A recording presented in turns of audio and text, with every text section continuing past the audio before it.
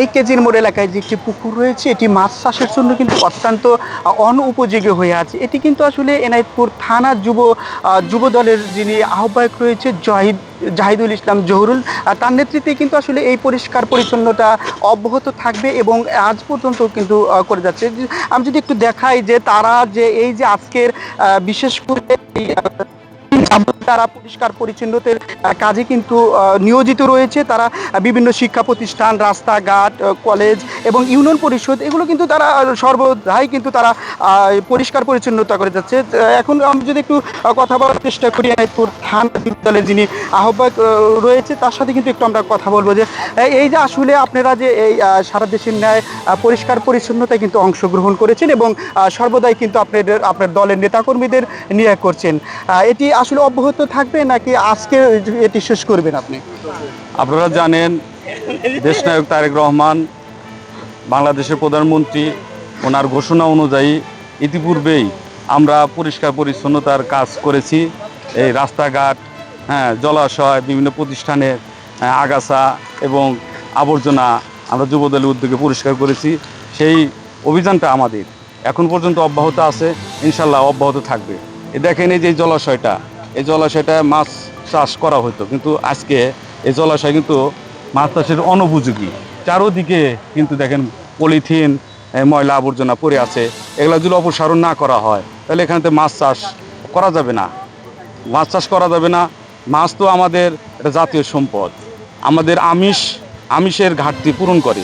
সেই আমিষের ঘাটতি যদি পূরণ করতে হয়, যার যার জায়গায় যে সমস্ত জলাশয় আছে, পুকুর আছে, সেগুলা পরিষ্কার করে, গভর্নমেন্ট যে প্রশিক্ষণ দিছে, মাছ চাষের প্রশিক্ষণ দিচ্ছে, হাঁস মুরগি বা গরু ছাগলের যে প্রশিক্ষণ দিছে, সেই প্রশিক্ষণ নিয়েই আজকে যদি আমরা যার যার জায়গা থেকে এই কাজগুলো করি, তাহলে অবশ্যই আমাদের আমিষের ঘাটতি পূরণ হবে। ধন্যবাদ। আসলে পরিষ্কার পরিচ্ছন্নতা কিন্তু ইমানের অঙ্গ, সেই মোতাবেক সারা দেশেই কিন্তু এখন পরিষ্কারের কাজ কিন্তু চলছে। বিশেষ করে এনায়েতপুরে জাহিদুল ইসলাম জহুরুলের নেতৃত্বে কিন্তু এই কাজটি চলছে এবং আমরা জানবো যে যারা এই যে নিঃস্বার্থে এই কাজ করে যাচ্ছে তাদের কাছ থেকে কিন্তু আমরা একটু কথা বলার চেষ্টা করব যে আসলে এই যে কেমন লাগছে আপনার এই পরিষ্কার পরিচ্ছন্নতা কাজে? আলহামদুলিল্লাহ, ধন্যবাদ চ্যানেল প্রতিক্ষণ, খুবই ভালো লাগছে। আর হচ্ছে আমাদের দেশনায়ক জনাব তারেক রহমান ইতিমধ্যে দেখতে পাচ্ছেন আপনারা সারা বাংলাদেশে আপনার খাল খনন, পুনরুদ্ধার, তারপরে নানান কর্মসূচি দিয়েছে। তারই অংশ হিসাবে আমাদের এনায়েতপুর থানা যুব দলের যুবরাজ জাহিদুল ইসলাম জহুরুল ভাই মাঝে মধ্যেই সুন্দর সুন্দর উদ্যোগ নেয়।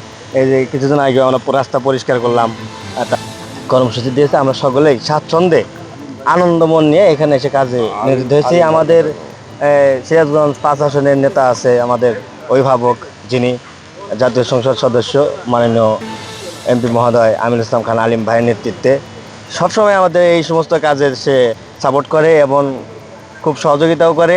তার সরাসরি নির্দেশনা আছে যে তোমরা সবসময় ভালো কাজের সাথে থাকবা, ভালো কাজের পাশে থাকবা।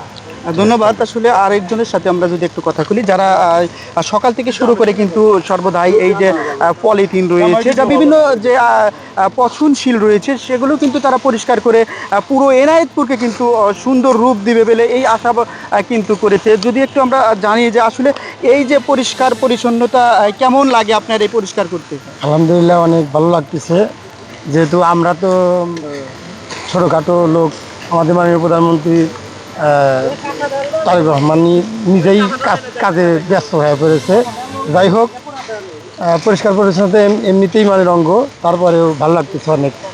এই যে মুরব্বী, আপনি কিন্তু অত্যন্ত গরমের ভিতরে ঘেমে গেছেন, তারপরেও কিন্তু দলীয় সিদ্ধান্তের উপরে আছি।